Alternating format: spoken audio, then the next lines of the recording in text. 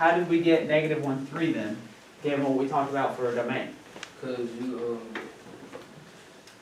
look at how the line, Okay? then you see what it's on.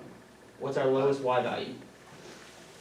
-1, Negative 1. What's our highest y value? 3. 3, right? So that's how we, and like I said, this means that everything in between negative 1 and 3 is on this line. All right, now, we aren't super focused on this right now, but do we remember why these are in brackets and not parentheses? I was It's even up there for you, ain't you? they equal, not equal, they equal to. So with brackets, they can equal to, right? So here we have a closed point. I'll write this so you can see we have a closed point at A and a closed point at B. So it can equal all those numbers. All right, so yeah, what you got? I didn't know, like, How do you know if it can equal to it? So if this, for example, let me just redraw this. If this looked like this, where it was two open points, then you can't equal to it.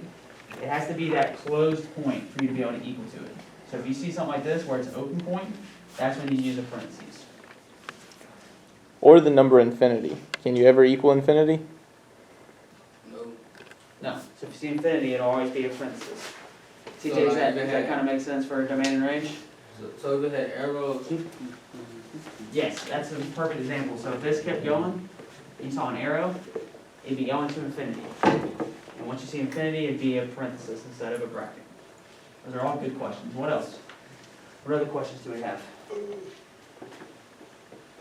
CJ's got something? Oh, yeah, CJ, another good question. Like, I know the one, like, how do you tell if it's a function or not? Alright, so this is once again some more review. What do we remember about a function? What is a function?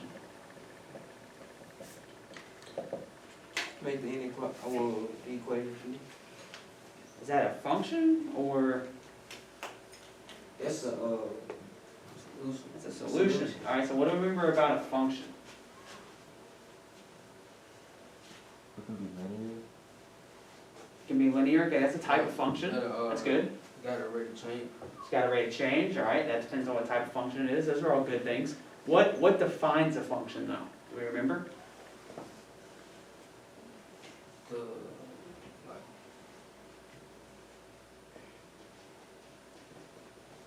It's alright, this is kind of, I'm pretty sure this was last year if I'm not mistaken. It was third quarter last Third year. quarter last year, so we're bringing back up some older concepts. So remember a function, it's a relation. And when we say relation, we just mean a relationship between inputs and outputs. Exactly, and this is where the inputs and outputs is where it's important. So a relation where each input maps to one output.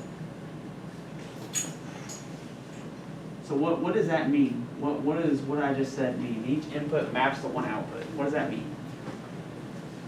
We're talking about a function. Like, because it has an input, it's gonna have an output. Perfect, so a function has inputs and outputs. So, for example, we're looking at our domain, our inputs or x, our outputs or y. So like here, when we're looking at a point, our 4, that's our input. And our -1, that's our output. And so for it to be a function, each input can only have one output. Like for example, if you have an input of 2, but you get an output of -1 and 1, is that a function? Yes or no? No, it's got 2 outputs. So now looking at 1, we can start to look for, so you start to notice, you know, I'm looking for, I see that, okay, there's a 2 input here, and there's a 2 input here.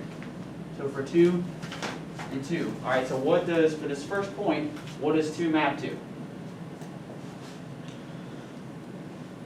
Come on. -1, all right? So this maps to -1. What about this point right here? What does 2 map to? 5. So is that a function if it maps to both -1 and to 5? No. So I know we're kind of bringing this back up, but remember, that's what defines a function. So when we're looking at number 3, how do we know that number 3 is a function? How can we see that that's a function? It's on a graph.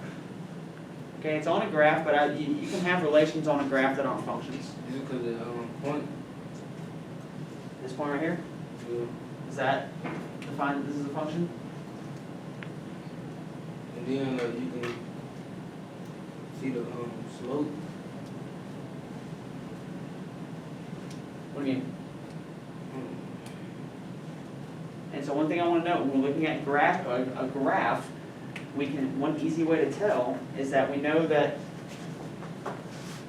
our inputs are x and our outputs are our y, right? So we need to make sure that each input only has one output. So like here, and it's a little hard to see, like -2, it's only crosses the line right there. Or like 1, it only crosses right there. So on and so forth. Do you see any spot on this graph where an input would cross twice or have two outputs? yeah. No. So that's how we can tell it's a function. So like if I gave you a graph that looked like, actually, no, let me use 16 as an example. That's a perfect example. So with 16, is this right here a function?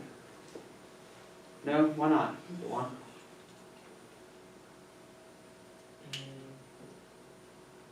Is that your point? Yeah, I see. Why is 16 not a function? Because of the circle.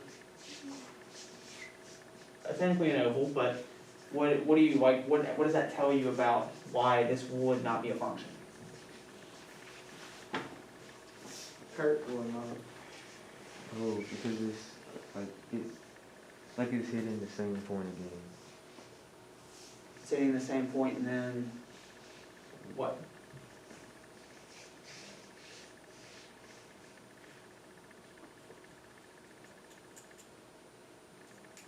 It's not hitting it anymore.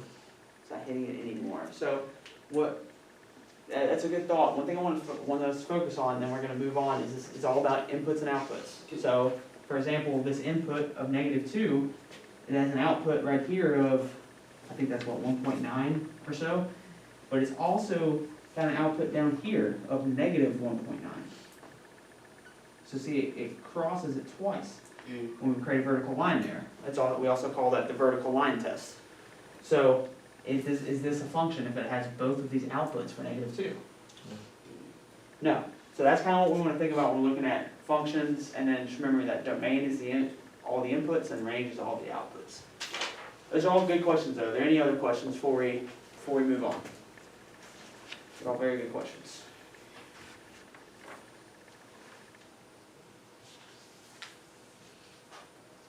No more? Alright. So, Mr. Kenny, you want to jump in here and start 6.5? Let's do it. So let's look at our. I told him you just didn't want to teach him today. So That's you it. can't I leave, was you just know. trying to bail on y'all again. Can you let Zay in? All right. So hopefully going over that homework will help you be better prepared to work on it some more tonight. Don't forget, it's totally okay to not know the first time around. We just need you to try it so that when you come in, you can ask some questions like CJ did. That was fantastic. So let's look at our objectives, and then we're going to get started on 6.5, the tortoise and the hare. Got to know what we're trying to learn in order to learn it. Dwan, actually, who read objectives yesterday? Did I start over here? I don't think You read it. I read them? Man, I'm the worst. So I'll read the S&Ps, and I want y'all to read the objectives. Brooklyn, gotcha. So remember, yesterday we talked about using appropriate tools strategically. What do we mean by appropriate tools in a math class? representation. Those representations, like what? Pictorial, Verbal. verbal, tabular, algebraic, and graphical. We already said tabular. Brooklyn said graphical. But what resource do we have available to us to maybe make it easier to examine some of those representations? Desmos, right? So we have that available to us, which Dewan is why we're supposed to already be logged into our laptops and into Desmos. And we're going to attend to precision as we try to complete these two objectives. RJ, can you read our first objective for us today? Contrast exponential and quadratic function. And then Trey, can you read our second objective? Differentiate rates of change for exponential and quadratic functions. All right, so we talked about those a little bit yesterday. It's all about exponential and quadratics right now. We'll look at actually some other ideas, but do not forget this idea of rate of change. It will come up throughout today's lesson. Really quickly, I need everyone to pause. I know some of us are still logging in, but I need to establish a couple of important ideas for you to be prepared for this lesson. So stop touching the laptop, pick up a pencil, look, turn over to number 5. We need to talk about this. So really quickly, d equals t squared. Who is that talking about? The t squared? Oh. That's the hare, right? So we got our hare here. And d equals 2 raised to the t. That's the tortoise, right? It's all about the tortoise and the hare.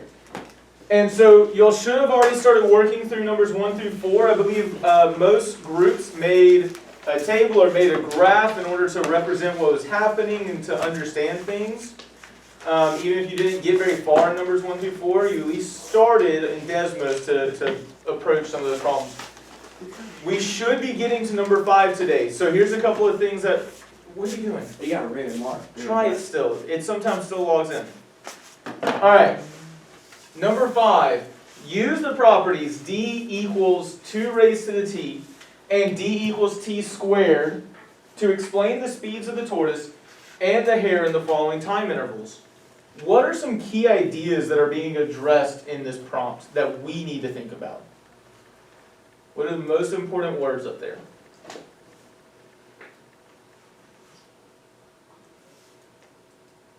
Speed? I mean, does speed matter?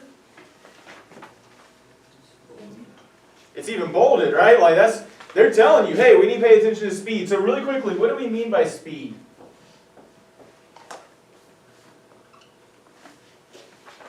How fast someone is. How fast someone's going, right? So how fast something is changing? I feel like there's a math word or phrase that we use talking about change a lot. Increase. Yeah. It's a something of change. Rate of change. A speed is a type of rate of change. We can't forget that. When we are talking about speed, we are talking about a rate of change. Keep that in mind when you get to number 5. When we talk about speed, we're talking about rates of change, and we want to look at these rates of change. Now, there's one other really important phrase here. We're looking for speeds in what? So the tortoise and the hare. But that is, yes, but let's look again at number 5. The tortoise and the hare in the time intervals, right? So notice we have our first interval here of 0, 2. This is probably the biggest part that's tripped students up today. When we say 0, 2, 0 what and 2 what?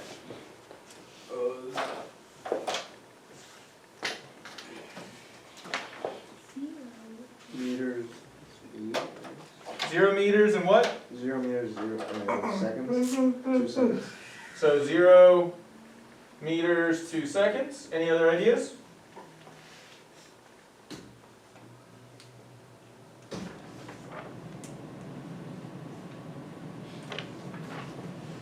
No other guesses? Okay. Why are you thinking 0 meters and 2 seconds, Tony? Because we used, we used,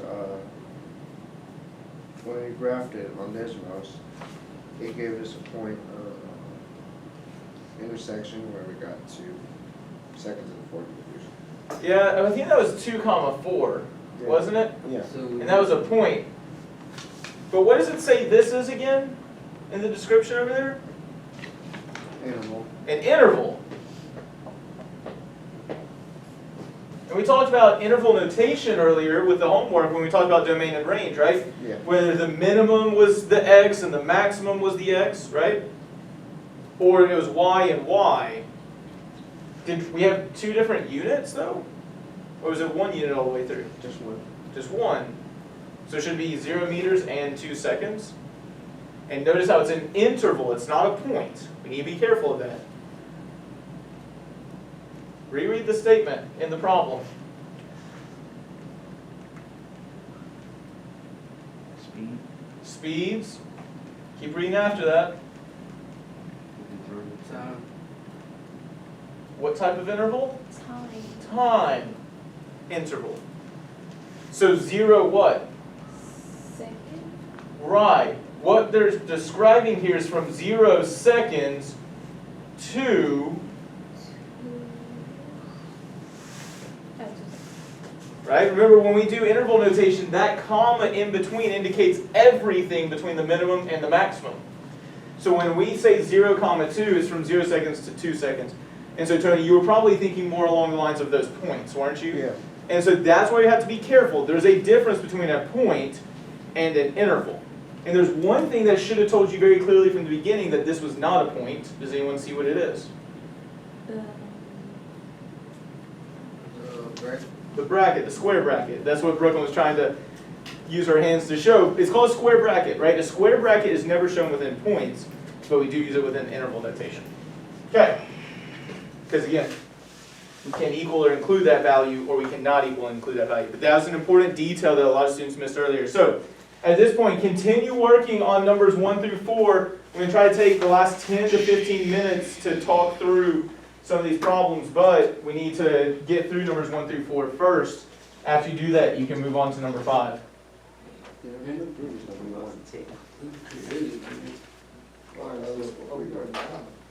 Because we could have. You ain't done. You got a lot more you can write in there. Same time.